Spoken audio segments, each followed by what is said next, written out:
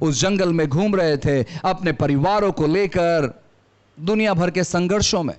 और लोग कई बार कहते हैं कि हमारा जीवन उसी प्रकार का जीवन है, क्योंकि जब उस जंगल में लोग गोल गोल घूम रहे थे तो परमेश्वर अनेक बात उनको सिखा रहा था। परमेश्वर उन्हें पूरी तौर पर संवार रहा था। परमेश्वर उन्हें स्टेप बाय स्टेप हर एक चीज अपने बारे में सिखा रहा था। मैं आपसे कहना चाहता हूं, अगर परमेश्वर ऐसा होता तो कनान देश जो है लगभग 40 साल लग जाते हैं, उतना दूर परमेश्वर रखता। परमेश्वर की इच्छा थी कि वे लोग चंद घंटों में, चंद दिनों में वहां पर पहुंचे, लेकिन उनके अविश्वास के वजह से, उनकी कठोरता के वजह से, परमेश्वर को नहीं समझने की वजह से, परमेश्वर की गलतफहमी करने की वजह से, वे अपने खुद के वजह से वे वहां पर 40 साल घूमने लगे।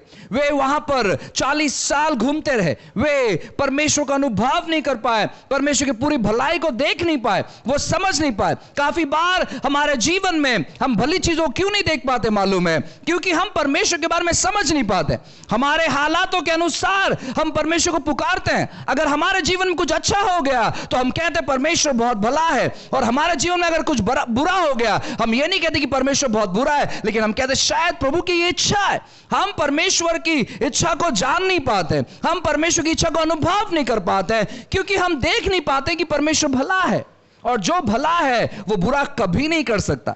एक अच्छा व्यक्ति जो आपके साथ अच्छा रिश्ता रखता है, आपके साथ अच्छा वार्तालाप करता है, आपको हमेशा सहयोग करता है, आपके लिए हमेशा प्रार्थना करता है, आपको हमेशा मदद करता है, आपके साथ में हमेशा खड़ा रहता है, वो व्यक्ति एक बार आपको फंसा सकता है, वो व्यक्ति आपका फायदा उठा सकता है, लेकिन परमेश्वर ऐसा बिल्कुल भी नहीं है। परमेश्वर बहुत अच्छा है, परमेश्वर बहुत भला है। कहो मेरा परमेश्वर भला है।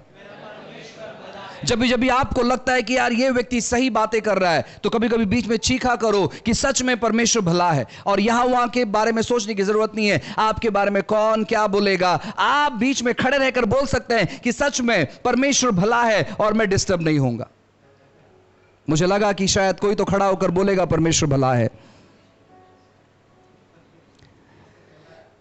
याकूब इसका पहला अध्याय और 13 नंबर का वचन बहुत खूबसूरत वचन है, और मैं चाहता हूं कि आप परमेश्वर के बारे में इन दिनों में और भी बेहतर तौर पर जानें।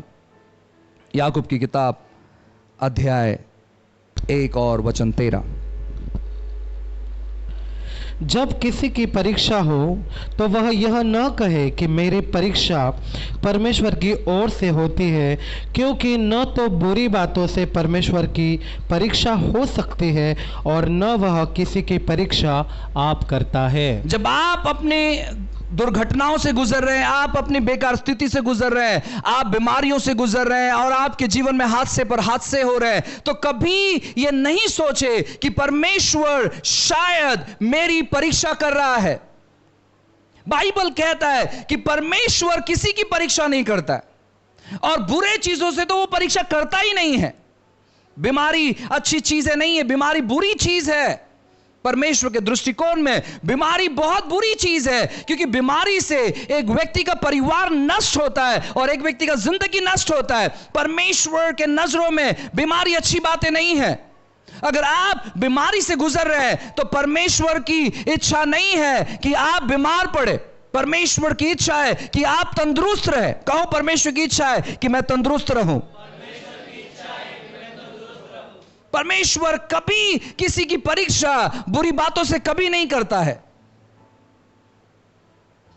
काफी बार हम सोचते हैं कि नहीं यार पास्टर आप कुछ भी कहो, लेकिन मैं तो विश्वास करता हूं कि परमेश्वर परीक्षा करता है। आपके साथ वैसे ही हो, मुझे कोई समस्या नहीं है।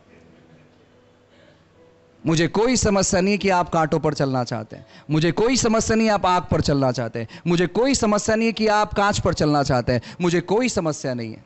लेकिन मेरा बाइबल कहता है कि परमेश्वर कभी कोई बुरे चीजों से परीक्षा नहीं करता है, कभी कोई बुरे चीजों से परीक्षा नहीं करता है। आज संसार में आप देख सकते हैं, लोगों को लगता है कि अगर मैं अपने शरीर पर अब पूरा छलनी कर लूं तो शायद परमेश्वर को पसंद आएगा, अगर मैं आग पर चलूं तो शायद परमेश्वर को पसंद आएगा। परमेश्वर ऐसा बिल्कुल भी नहीं है। वो अपने बच्चों को आग पर चला के कैसे संतुष्ट हो सकता है? बाइबल कहता है हमारे बारे में कि हम जो संसारिक पिता है अपने बच्चों को अच्छा चीज देना जानते हैं, तो वो कैसे हमारे जीवन में बुरा चीज देगा? कैसे वो दे सकता है? वो हमारे बारे में अच्छा सोचता है।